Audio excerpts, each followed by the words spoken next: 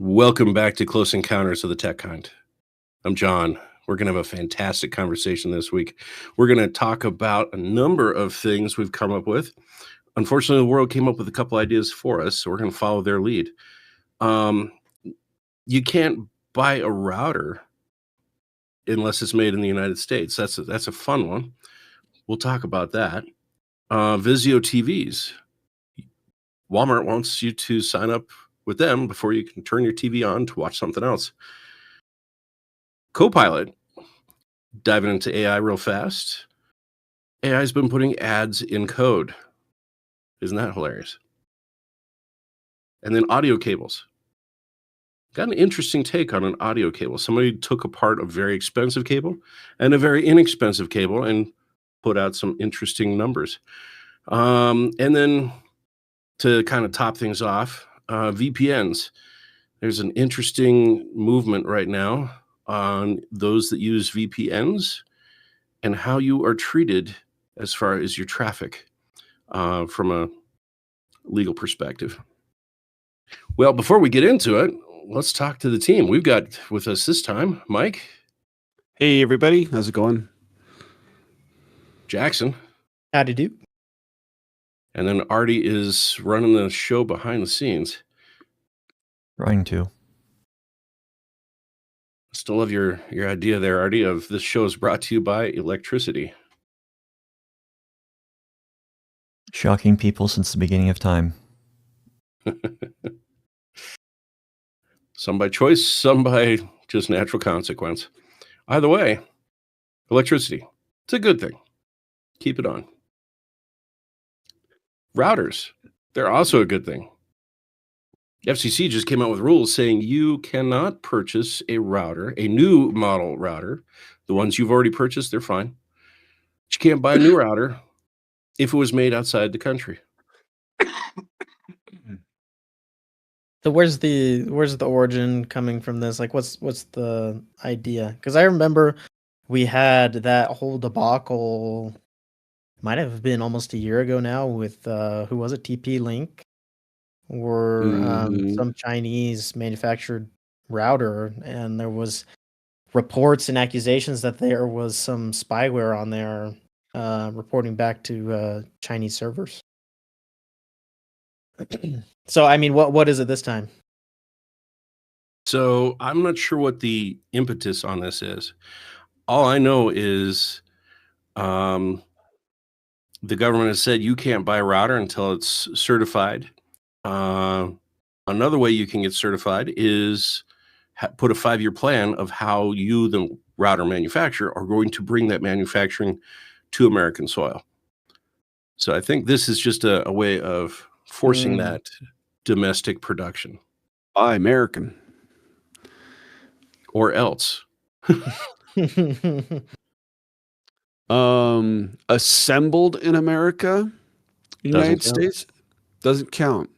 Doesn't count. What about where the software is written?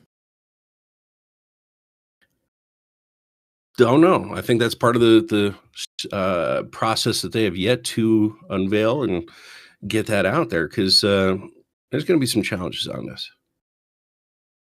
Sounds like classic regulation lately. You just send it out and nobody's thought of any of the caveats. So I've got something open. So the ban is not for existing models currently for use or for sale in the US. So any models that have already been approved for sale are still for sale. This focuses on new or upcoming Wi-Fi router models that are made outside the US. So what's on the shelf right now, you can still get those models. Yeah, but really, how often do you update? How often do people go out and buy a brand new Wi-Fi router? I mean, only when it's dead or I've got slow speed because my neighbors are streaming Netflix. Yeah, I mean, that's the thing, is like I've had certain Wi-Fi routers for 5, 6, 7 years, and actually even some that are probably still working. I just haven't had them plugged in because they became surplus excess, ones from old jobs, old work, offices, things like that, just haven't had a need for them. But if I were to plug it in right now, it'd work just fine. And so there's not, WPA3 may not be a thing on some of these. It might be the WPA2,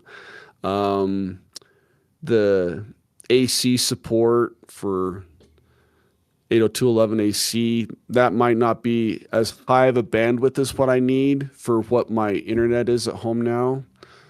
But I mean, would it get me by in a pinch? Yeah. I mean, and I think there's a lot of home users out there that they've bought one, they've had it since they got their internet installed, and they haven't looked since. So, you want to hear my biggest hot take in latest conspiracy theory? Oh, please, let's get demonetized. Bring it on. You guys remember the RAM shortage? Yeah. I think it's a big router trying to sell you more routers. Once news gets out, everyone's going to freak out. And they're all going to go buy a router they don't need. And we're going to be out of routers. Well, okay. Let's talk that one real fast. I have a router. It works. I don't need a router. That's the thing. Yeah.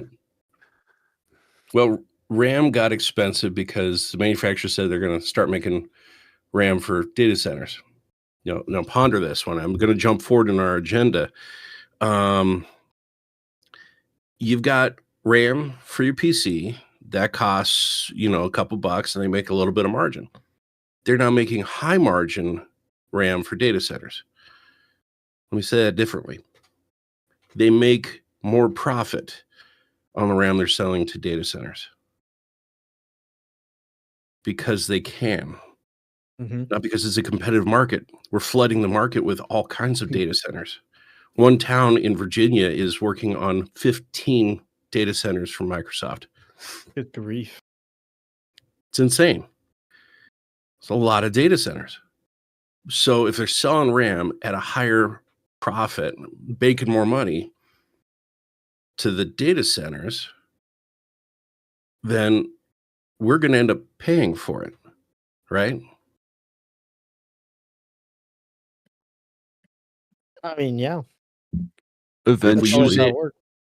If we use AI, so that means AI could be half the price because the RAM could be half the price, but it's not. They're just charging a lot of money, making our computers more expensive so that we can pay more money on the other side of things. Just, you want conspiracy theory, throwing that one out there. Related to that, I saw something saying that Sony is no longer going to be offering their the memory sticks for cameras very shortly because the memory is spoken for elsewhere. Sorry, say that again. Samsung is no longer going to be selling Sony flash storage. Sony has some proprietary media storage for a lot of their cameras and whatnot.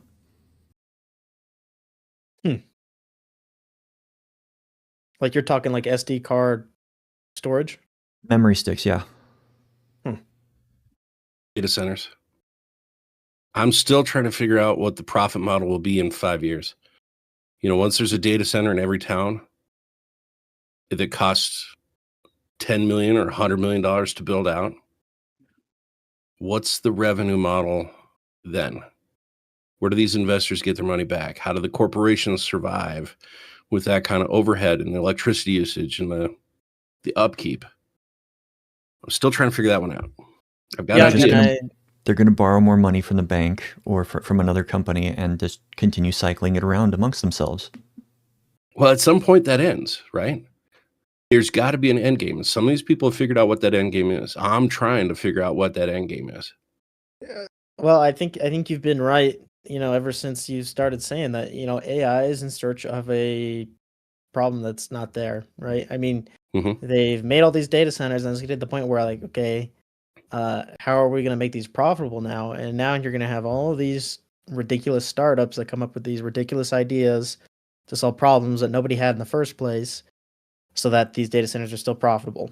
And it's probably going to end up being the regular consumer that suffers, where we are now getting our data harvested and sold to advertisers. Also, Well, my thing is, data centers are going in, they're costing trillions of dollars. I wish that was an exaggeration. On the aggregate, it's trillions of dollars. We live in what I'm going to call as a renaissance. Free AI. You can log into all the tools, use it for free right now. A year from now, probably not going to be free. It might be a free thing. You might pay with ads or something, but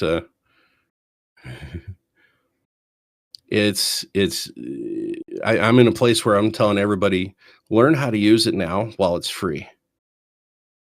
Because if it costs $100 a month, not going to learn it. Yeah. one thing that Yeah. I wanted to bring up last week, but we weren't able to have a show last week. Sora got shut down. Yes. I heard Even about with that. a $1 billion investment planned by Disney, OpenAI shut down Sora, which, for anyone that doesn't know, is their rendering program for film, making video. So they're no longer going to be offering that as a paid feature or a free feature. So you just narrow the scope of users from the entire world getting free access to this, or relatively inexpensive, to the $1 billion investment Disney put into it, and say, well, Disney, here's your exclusive tool, and we'll only charge you just a small royalty of like $10 million a month.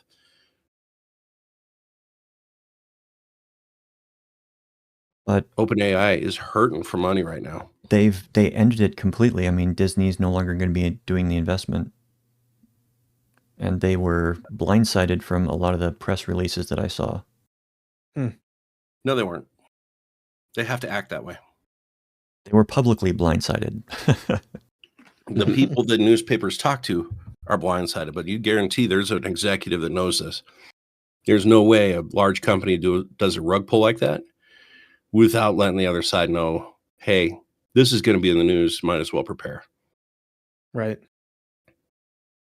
On the topic of ChatGPT looking, or OpenAI rather, looking for profit margins. I mean, they've already rolled out the ads in their responses, and boy, I can tell you they're the most random ads I feel like I've ever gotten, which is surprising, seeing as how they've had all this time to gather all this data on us. I mean, they're semi-related. They're all tech related for me, but it's recommending the most ridiculous things that have nothing to do with what I'm working through. So I mean, that's already been ruined, I guess, as there's now ads in your conversations with AI.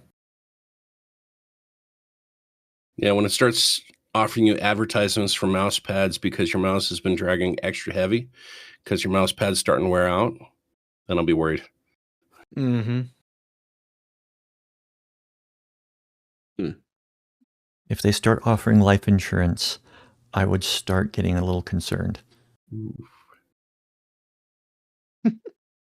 So back to the router thing. What's it looking like, the criteria for getting certification? I mean, we mentioned that ultimately there's got to be some kind of plan for bringing manufacturing here, but nobody's going to be able to spin up a factory overnight. Like, It's what are they going to do in rushed. the meantime? It's a rushed process right now. Nobody knows what compliance looks like. It's rolled out like a week or two ago. They still don't know what compliance looks like. I think the idea is shut down the flow of foreign-made components, and then let's fix the problem. Which, I mean, really, you can spin up any computer. Really, can be turned into a router. And that's the rub.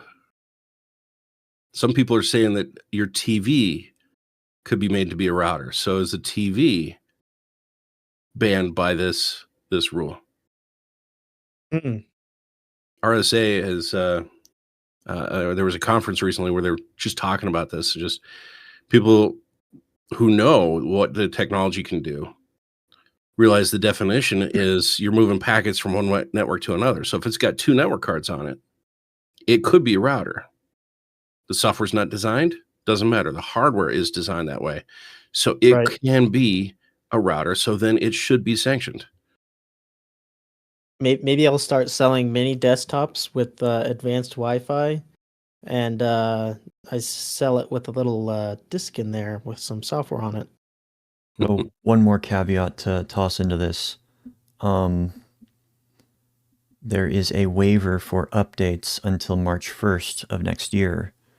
So if there are updates for software going out for your router, or if there's a 0 day that comes out, you will not be able to update after March 1st unless they actually like iron out what this is supposed to function as. I feel safer already knowing that we're going to have millions of routers without software updates. Mm-hmm. Well, it sounds like that wasn't even their original point. It sounded like the original purpose of the law was to, well, I don't know. Were they going under the guise of we're trying to make routers safe, or were they going under the guise of we're trying to boost stateside manufacturing? It's national security. Okay. Big So, umbrella. Bunch of bull crap. Well, Glad you said it. I was thinking it.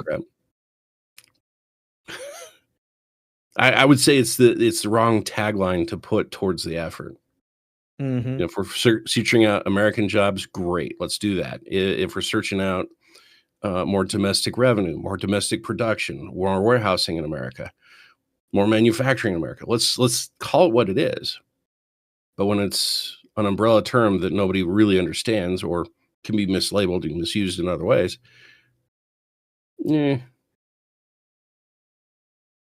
tell us why. That's the big one. Just tell us why and make it real. Don't hide it behind stuff. It's like the whole IDs to save the children. Children don't have IDs, so if I want to mimic, anyway, I'll get on that soapbox again if you let me, guys. Don't let me. I'm talking Vizio TVs. Vizio TVs. Don't worry, I Speaking of was hoping to bring you back to the soapbox because these stupid Vizio TVs that they're selling now, and I'm sure it starts with Vizio, but it won't end with them. Basically, they've partnered with. Well, actually, I'm not even sure. I don't know if Vizio is owned by Walmart. Bought them.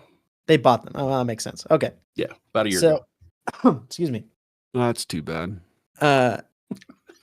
Basically, nothing says vertical integration like buying your product, your vendors.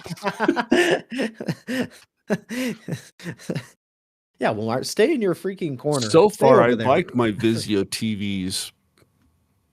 I mean, I've owned several, and they've been great. I mean, as far as displaying what I tell it to, but it's not even going to do that anymore because unless you sign into a Walmart account, which of course Walmart has some, public statement talking about how it makes your experience better. It doesn't. You won't be able to download like some apps, maybe the Netflix app. Yeah, no, you don't get to download that unless you connect this to your Walmart account. And you might ask why? Why do I need an account for my TV to just be a TV? And the answer is, well, they're collecting data on you. And that's because Vizio actually showed that over the last, I think it was a year-long period, the money that they made from selling TVs was half of what they made from selling the data that they've been collecting from your TV for advertising. So, I guess surprise. You're not watching TV. The TV's watching you. Actually, yeah. It is making more money off of watching you than you're getting from the worth of what you paid for it. So I found out some more about that active content recognition, the ACR, that is a feature on almost all TVs Fire Sticks, Rokus. Mm-hmm. Never turn that on. Go make sure it's off, and after TV updates, make sure it's off again. Some manufacturers do up to 2,000 samples per second just to see what you're watching. That's hold on, 2,000 samples per second.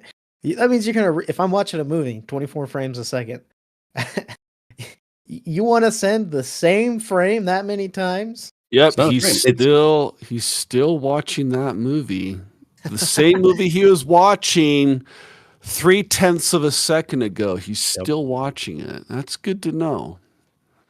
Well, and it's stitching together profiles. So it's not the whole screen, potentially. It could be sections of the screen. It could be, the subtitles. It could be whatever it is. But one of the TVs that that was reviewed by some, let's just say people interested in seeing how it works, was 2,000 samples a second.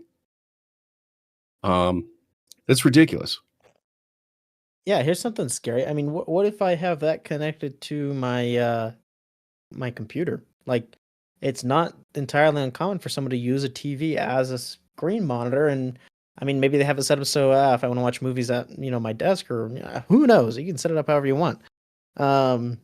They might have it connected to a computer and then also use that as their streaming. So therefore, they've connected it to the internet.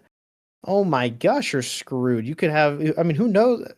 You could have whatever you want up on that screen, and then if it's sending that data across, it's a complete violation of privacy. So that's the thing that Texas was pushing forwards, is we don't know what the ACR means. It's just they might catch some of your video and send it off to their cloud servers. Never plug in a TV with sensitive information on it. I mean, just flat out. The reason these TVs are as cheap as they are is because they're selling the data on the backside. Mm-hmm. There's no way you can make a 65-inch TV for $200 or $300. It's just no way.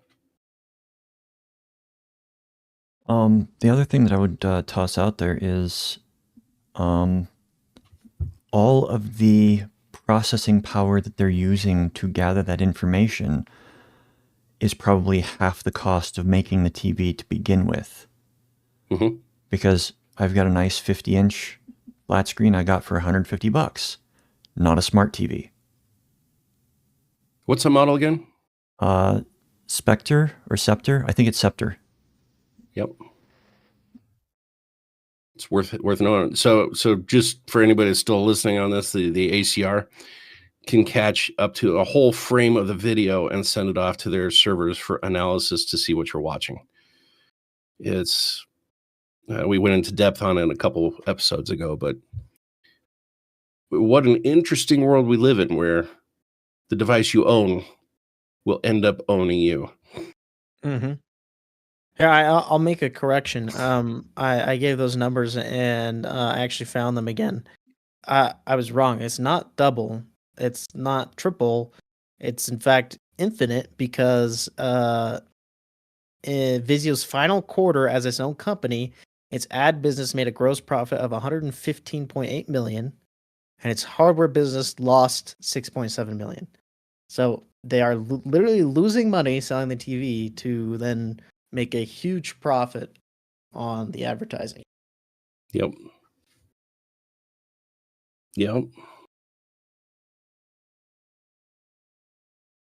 How does that make you feel, Mike? I'm not very happy right now. These are the thoughts that keep me awake at night. Yeah. Fortunately, I have not bought a new TV in the last... it's been a long time, actually, since we bought a TV. Last new TV we acquired probably 5-6 years ago. It's a Samsung, and we inherited it from my in-laws, so we didn't actually buy it. Did you plug it into the network? Connected to Wi-Fi? Stream some apps? It's plugged into our video players. so I don't then you're think it's plugged directly into the network, but Go I do check the have ACR. it. Yeah, I need to double check on some of those settings. If you do not know where the ACR is, this is for the viewers. If you go to your search engine of choice, type in the model number and how to turn off ACR, people will have made tutorials for you, either on YouTube or a textual one. You can find it, you can turn it off, because they do not make it easy for you. And it's usually on by default. That's actually stopped being default on. For It's some part of a package of manufacturers, agrees. They're trying to avoid getting sued by another state besides Texas. I hope you're right. Awareness is key, guys. That's the number one thing. To anybody watching this, share this idea with your friends. Make sure your TV's not watching what you're watching. Sounds so dystopia. or watching you. But yeah, well, I mean, it's not watching you yourself. It's watching what you watch, which Sometimes they eventually are watching back to you. you. They do have That's cameras true. built in to some of the newest smart TVs. Cameras, And the microphone, remotes with microphones. even the TV with the microphone. Yeah. It's very dystopian. It reminds me of a key No, it's the plot wave of point the in future. We 1984. can't call it dystopia because it's the future. We're going there. I don't know. I was been thinking about this like all day today, and it's actually progressively been making me more and more angry. It's like we're not developing anything new. We're not making things better anymore. We're just figuring out how to make everything as sucky as possible, so that the consumer is making the big tech more money. So that a select few people can have bigger mansions, nicer cars, bigger bank accounts, et cetera, Whoa. et cetera. I got a thought for you guys. This one came up on a conversation I had with somebody. So you've got money supply, and we're going completely off of tech, but why not? We're here. Buckle up. This is going to be fun. The money supply. Let's say there's $1 trillion cash in America, and the government prints money because that's what governments do, right? So now there's $1.5 trillion. So now $500 billion was just created. Here's the secret, guys. That money isn't deposited into anybody's accounts. That money is generated into the economy. So these companies that are coming up with these creative ways of siphoning it out of our wallets, their goal is to put their hands on that $500 billion new cash as quick as they possibly can. That money's up for grabs. Any entrepreneur that's looking for it can find a way to grab some of that and put it in their own pockets. We just need a company the size of Walmart to compete against Walmart on the TV grabs. But yeah, I want to give hope. The money is out there. It's just up to the people that want to grab it.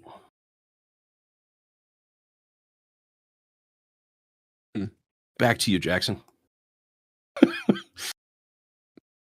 Well, I was gonna segue into our little fun one with the audio cable. I don't know if you want to head there.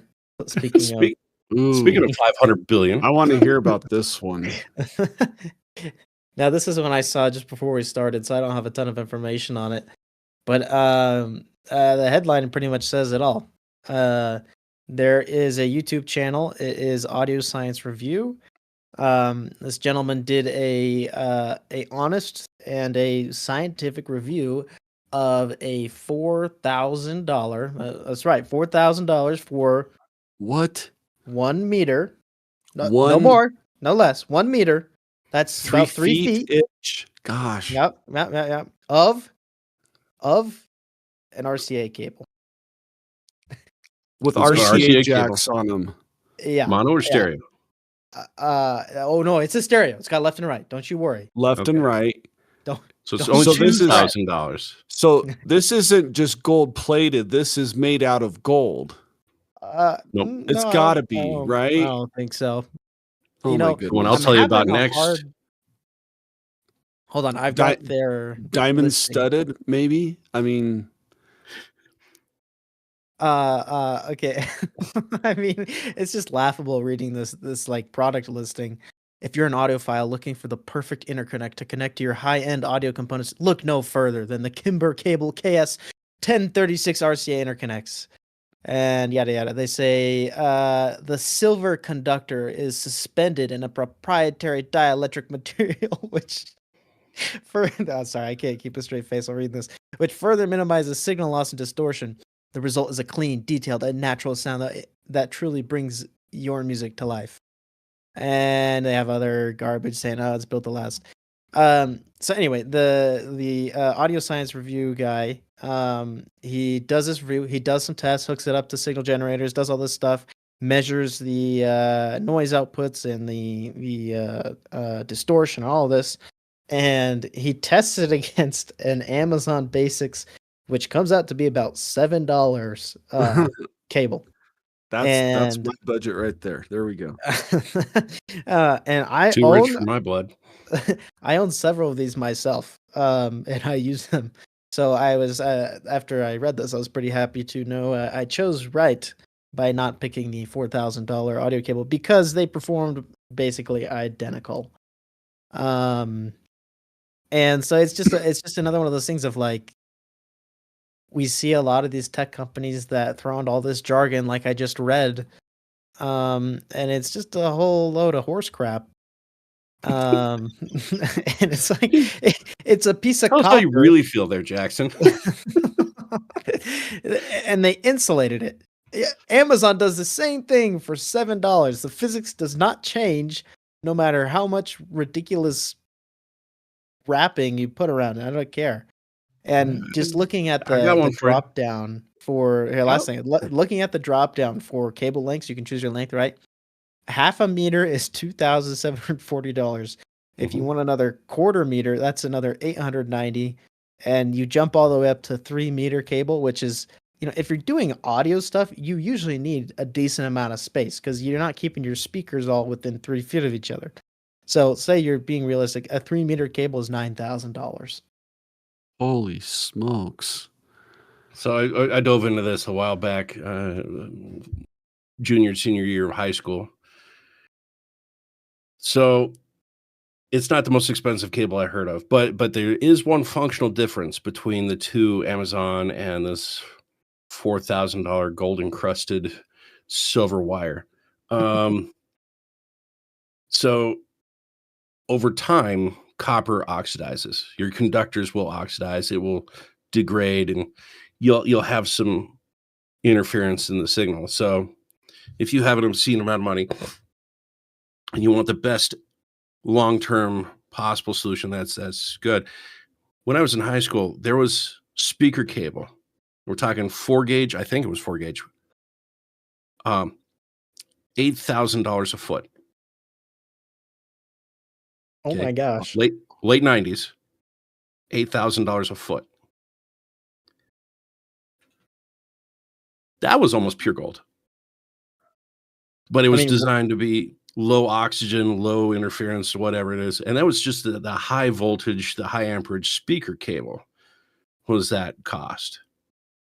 There's no noise induction at the low frequency or the low voltage side of things. You're getting the high amperage out of 1,000-watt amplifier going off these things. But I got to say, it did sound pretty good. I don't think it was the wire that made it sound good. I think it was the tubes and the speakers and the whole apparatus behind it. There's a store that had a Macintosh sound system. Not the computer. Macintosh speakers have been like near top end for a century now. Right. These speakers, oh my goodness. 7 foot tall, had 4 12-inch drivers, 11 4-inch tweeters, and 25 little dome. I'm sorry, 4-inch mid ranges, and 25 little 1.5-inch dome tweeters per channel. The system was 1,000-watt RMS. Wow. Oh my goodness. I got to hear. So I listen to strange music, right? So William Orbit, Strange Cargo 3. There's a piano piece that is distorted and playing in the background. Ironically, we were playing that in the room, and I could swear the piano was in the room with us, playing perfectly clear, no distortion, and probably 6 feet behind me. So I understand the audiophile. I just wish I had the cash enough to afford $4,000 a meter. Even if I did, I don't think I'd spend that money. There's better places to spend that money. I'll give you another one. If you're sending data signals 100 meters down from computer to network or router or whatever, what do you use, Mike? Well, right now we use basic copper wire Ethernet, unless we're doing Wi-Fi. But yeah, to really get something reliable, we use the Ethernet, and it's copper wire and twisted pair and all that stuff. What happens? Shielded, hopefully. Comes across as a 0. What's that? What happens if a 1 comes across as a 0 in that gigabit speed connection? Well, then you've got an error.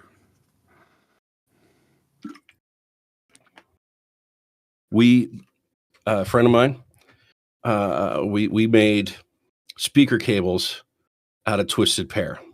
We made RCA cables out of twisted pair. Worked great. I bet they did. And it's some of the cheapest because you can get twisted pair cable for free, basically. You just have to solder it together, and it is some of the best.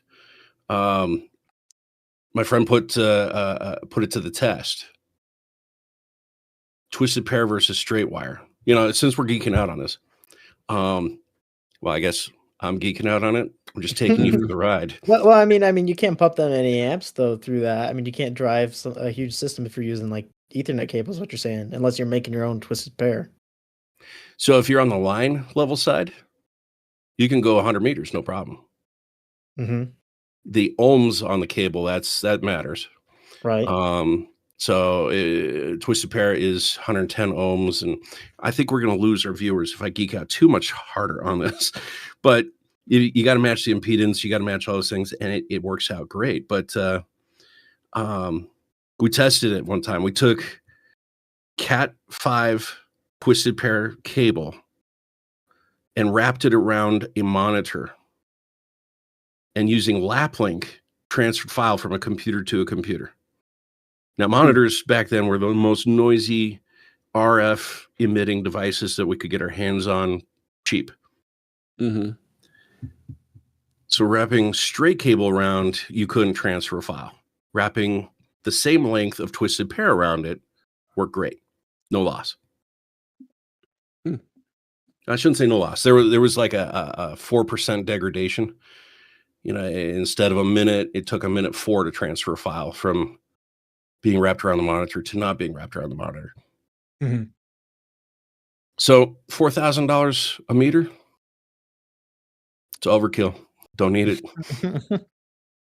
If you're spending that much on the cable and you're worried about degradation of, the wires and whatnot over time, just buy a new cable in 5 years for $7. I know. Solution. I'm like, that's exactly what I'm thinking. Like, there's got to be like a certain lifespan that $7 per meter gets me.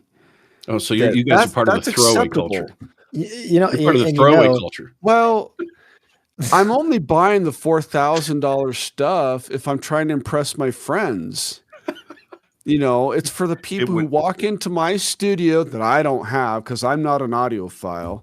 And they look around, they go, "Oh, hey, you've got that's nice." And I've known people like this that, it's like, I have a leather jacket. It's a leather jacket. I couldn't tell you what brand it is. It's a nice jacket. I've had it for a long time. But I know that there's people where it's like, well, I have a leather jacket, but it's not just any leather jacket. It's a name your brand name of leather jacket that shows that I'm someone to be reckoned with, kind of thing. And that'll be all they ever buy, is that I'm not going to buy anything unless it is the brand name to have. And I remember back when I was an Apple Macintosh user doing graphic design work, someone kind of pointed their finger at me and kind of accused me of that, like, Mike over there only uses a Mac because he's just a brand name guy. He has to have like the brand name. And yes, you go buy an Apple because it's a proprietary assembled piece of hardware, you're not buying it for less than a certain price. They've set that price point exactly where it needs to be so they can make money on it. And you're not going to find it cheaper unless you buy it used off of eBay or something, right? And I was like, well, no, I use a Macintosh because it runs the software that I use and it runs well. And at the time, Windows did not run the software I wanted to run very well. So it's like, I want something that works. So I'm paying for something that works. But if it comes down to where I can have choice A that's $7 or choice B that's 1,000 times the cost, and they work equally well, at that point, it's because I'm buying the brand name. I'm doing it for status. I'm doing it for notoriety or something, to be recognized by my peers as someone who has expensive taste. And that's never been a good reason for me to buy anything. Well said. Thanks. Do you know why Apple worked so much better back in the day? Why is that? I've got one reason why it was far superior to any other computing platform. They controlled the software, yeah, and they controlled the hardware. And the hardware. Mm-hmm. I mean, yeah, compatibility was baked in. Yeah, because you had all these. You had the PC, the IBM PC, but then you ended up with all these PC clones, which were a mishmash of all kinds of hardware. And John and I, we remember back in the day, you had to set the jumpers on your different peripherals before you plugged them into the motherboard, so you didn't have a conflict with the other peripherals that were already in your motherboard. Set the IRQ, the DMA, the da-da-da-da. You had to go into your operating system and set up the driver and program it and all that stuff. And in Apple, it didn't matter. You just plugged it in and it worked right when you turned it on.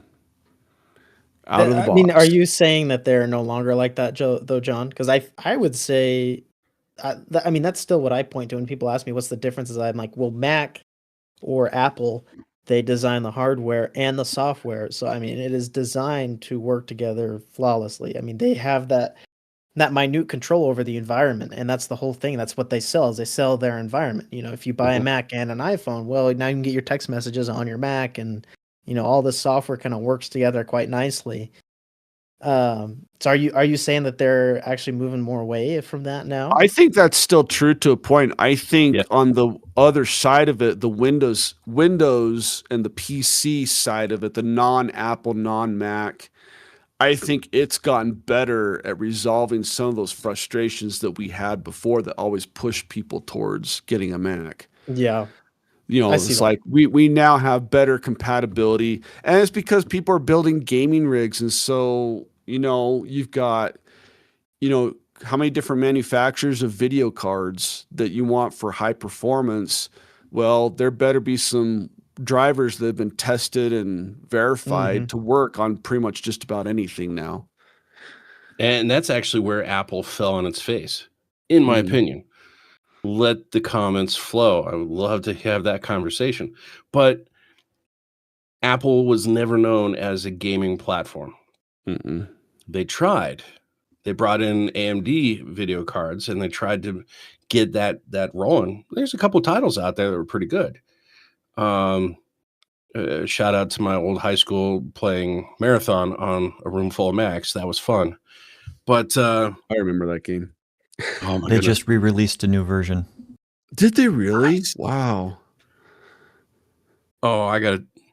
Anyway, go on. So Apple went to the x86 architecture. They went to Intel chips. They went to a couple things for a little while. That's when they lost control of hardware, software ecosystem. They brought it back, and then they brought back the Unix into their idea. I didn't say brought back. They introduced OS 10, which was a complete rewrite. It's Unix based, gives you better access, better control. And at that point, that's when it was a complete game changer. Before then, it was 1-to-1, worked 100% of the time. Close enough.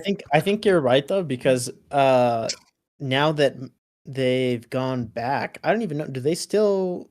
I think they still make a Mac Pro, a MacBook Pro model that is an Intel chip, right? Do they still make those, or have they gone completely on the M-line chips?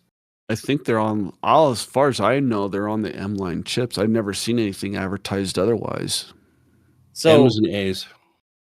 right, A's now too because of the Neo, using their mobile phone chips. So anyway, but that's besides the point. I remember when M1 and M2 came out, there was all of these issues about, oh, well, I can't drive 3 displays with my Thunderbolt port because it's an M2. And I think they kind of they kind of ate it for a while, and maybe they still are, because I know there are a lot of limitations of like, oh, well, because you're on an M dash whatever system, you're just incompatible with all these pieces of software. And they actually took a step backward as far as compatibility goes, but I don't know. I don't know if it really worked in their favor, because they are kind of getting back into that. Okay, well, now it's just Apple only basically, and everything works. So I don't know. I think personally, I've been more annoyed by it than I have been impressed, because it's something as simple as connecting up multiple monitors should not be a limiting factor. Well, they started focusing on security over compatibility. That's true. They focused on the core base, not the edge users, and that's where the PC market really stands out, because if I want 7 monitors on my computer, I can do that on a PC. Doesn't matter what processor I got. I just got to get the right video cards, put them in there, and I'm off to the races. But Apple has a fantastic security model that is they're starting to get back into a harder security for their ecosystem, because they realize it's good to be the system of choice, but if you're easily hacked, you're not the system of choice. People aren't going to use you in the business. So if your phone, your watch, your computer, if everything has to be the same, might as well be a secure experience. So here's one. We're going back to the routers, right? We can't ship routers from foreign countries because there's potentially a problem.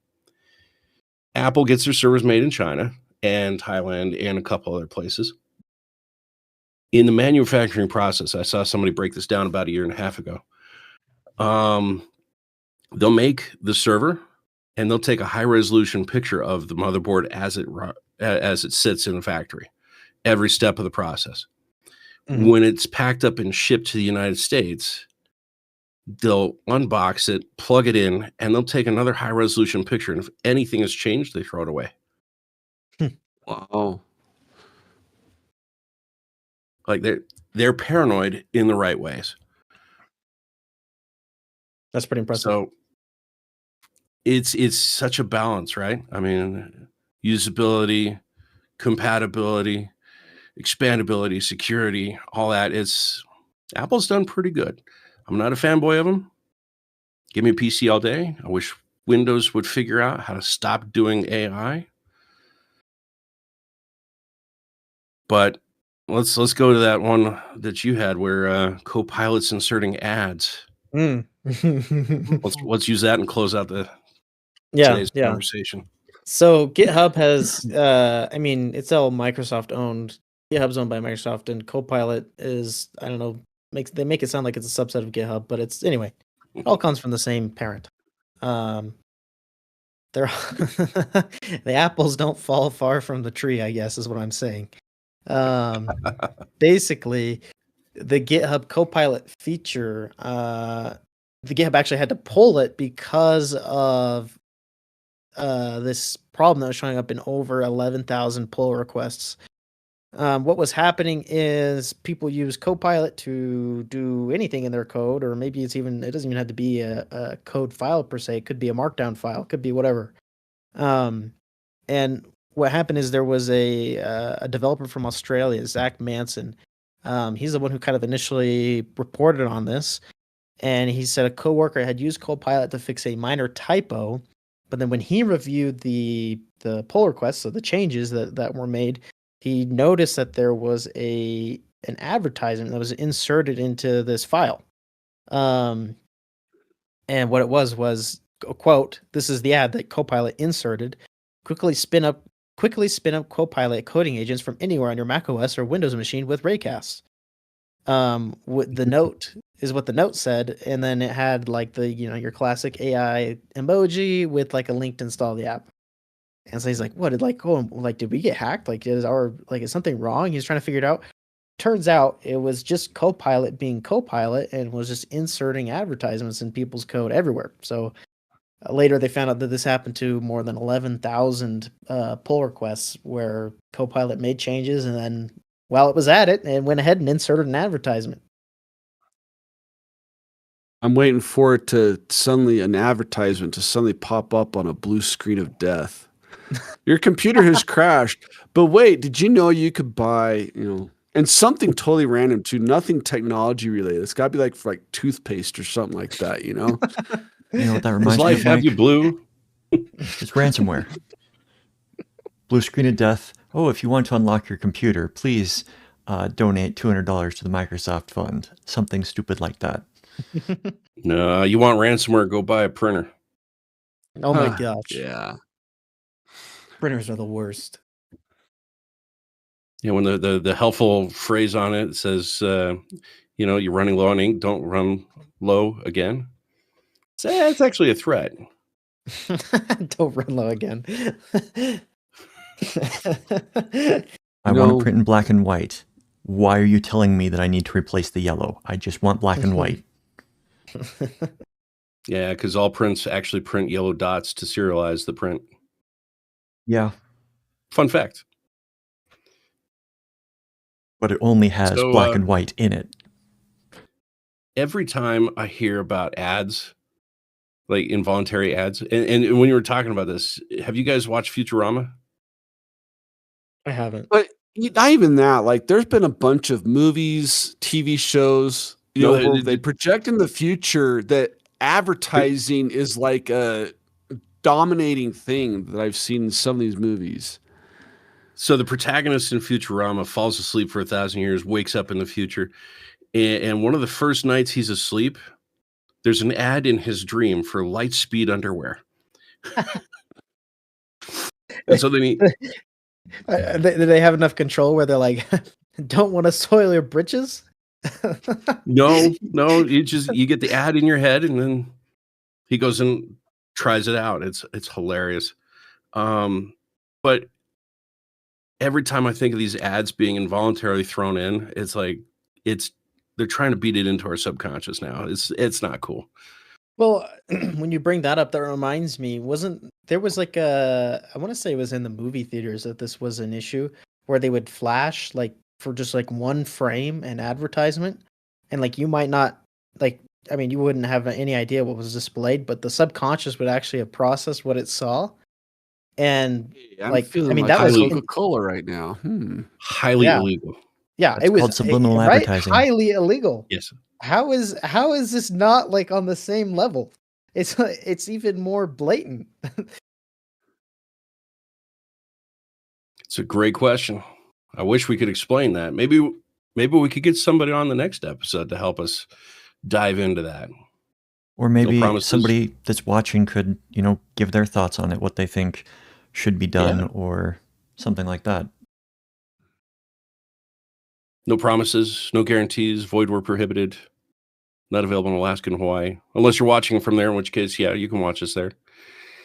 But yeah, it's gonna be an interesting world we get into with these ads now entering into our coding. Just wait till you see firmware etched in with Lightspeed underwear.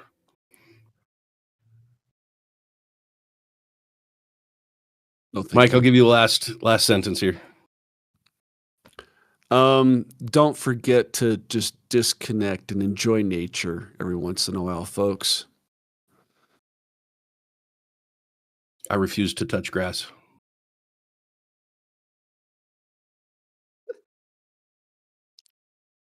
Well, until next time, I'm John. I'm Mike. I'm Jackson. And I'm Batman. No, you are not.